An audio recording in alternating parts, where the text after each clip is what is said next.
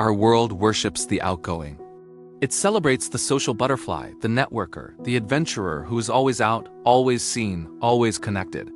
We have been taught that a life well lived is a life filled with external experiences, a calendar packed with events, and a phone full of contacts. And in this world, a quiet group of people are made to feel like there is something wrong with them. They are the ones who feel a profound sense of relief when plans are cancelled. The ones who find more adventure in a book than at a bar. The ones for whom the most beautiful word on a Friday night is home. Society gives them labels: antisocial, hermit, recluse. They are seen as shy, anxious, or perhaps just lazy. But this is a fundamental misunderstanding of a deep and powerful orientation of the soul.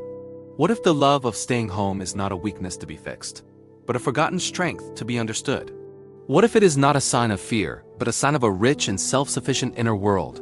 Today, we will explore the hidden psychology of the modern-day contemplative, and reveal that in a world of noise, the ability to thrive in silence is not an escape.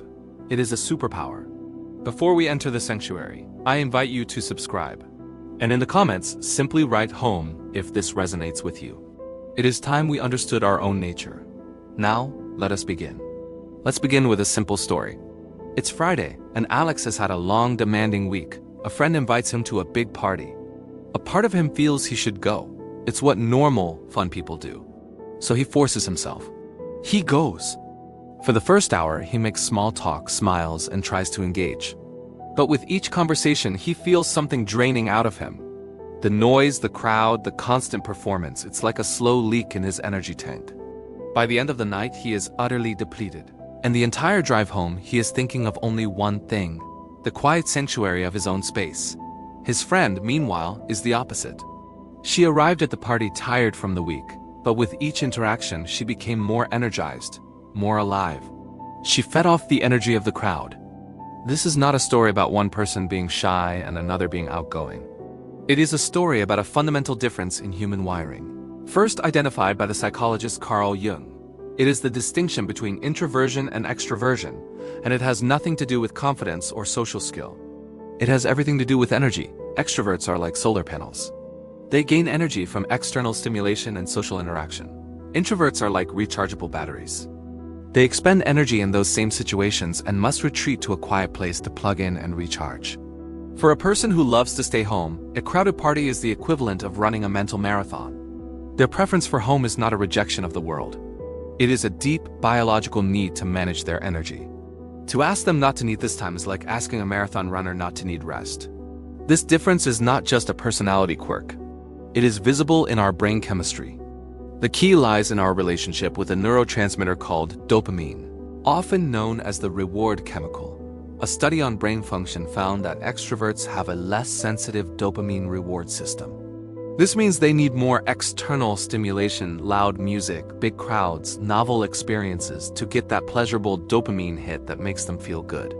Their brains are constantly seeking the more of the outside world.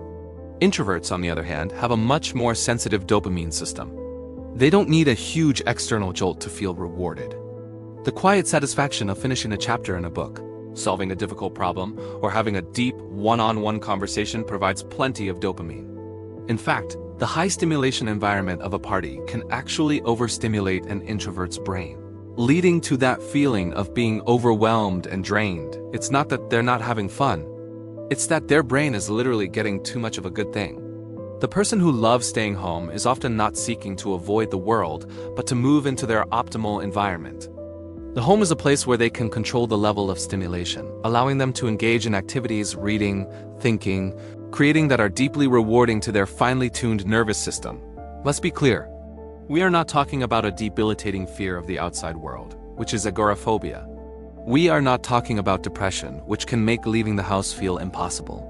These are serious conditions that require help.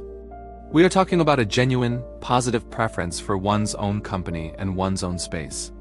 And now, let's challenge the societal judgment against it. Our culture has created a tyranny of the extrovert. It equates presence with productivity and visibility with value. The person who speaks most in a meeting is seen as the leader. The person with the most social photos is seen as the most successful. In this paradigm, the person who chooses solitude is seen as a failure. But let's flip the script. What if the ability to be alone, without being lonely, is the ultimate sign of mental and emotional self-sufficiency? The person who needs constant external validation, constant distraction, constant noise, are they truly free? Or are they a prisoner to the outside world? The person who can sit in a quiet room with nothing but their own thoughts for company and feel a sense of peace. Who is the stronger of the two? Loving to stay home is not an act of passive retreat. It is an act of active curation. You are curating your thoughts, your energy, and your attention. You are choosing to build a rich inner world, instead of constantly seeking novelty in the outer one. In an age of distraction, this is not a weakness. It is a revolutionary act of focus. For the person who loves it, the home serves two sacred functions. First, it is a fortress. It is a place to defend against the relentless demands of the modern world. It is a sanctuary from the trivialities, the shallow conversations, and the constant pressure to perform.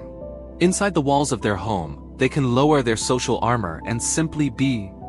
It is a place of deep psychological safety, where they can process their thoughts and recharge their energy without judgment. Second, it is a forge. It is a workshop for the mind and the soul. History's greatest thinkers, artists, and innovators were not masters of the social scene. They were masters of solitude. Isaac Newton discovered the laws of gravity while in quarantine. Einstein developed his theories in the quiet of his study. Great works are not born in the noise of the crowd, but in the focused silence of the forge. The home is the place where deep work happens. It is where you can read without interruption, think without distraction, and create without the need for applause. It is the forge where you can hammer out your thoughts, sharpen your skills, and build the person you want to become. If this describes you, it is time to stop apologizing for your nature and start embracing it as a strength. Here is your action plan. First, stop apologizing. The next time you decline an invitation because you need a quiet night in, do not offer a list of excuses. Simply say, "Thank you for the invitation, but I'm going to stay in tonight." Your need for solitude is as valid as another's need for socializing.